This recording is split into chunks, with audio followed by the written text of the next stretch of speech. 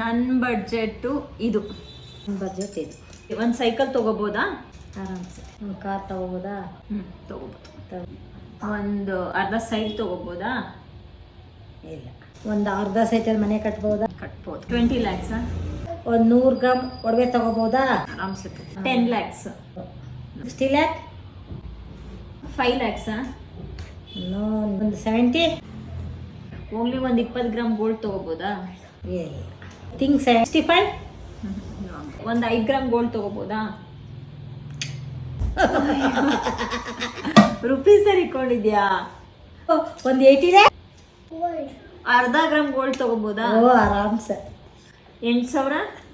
12. ಅಯ್ಯೋ ಒಂದ್ಸತಿ ಕೇಳಿದ್ಮೇಲೆ ಕೇಳಂಗಿಲ್ಲ. 12. ಇಲ್ಲ 90 ಲ್ಯಾಕ್? ಚಾಲೆಂಜ್ ಅಲ್ಲ ನನಗೆ. 14,000. ಏನೋ ಒಂದು ಟ್ವಿಸ್ಟ್ ಬೇರೆ ಇಟ್ಕೊಬಿಡ್ತೀಯ.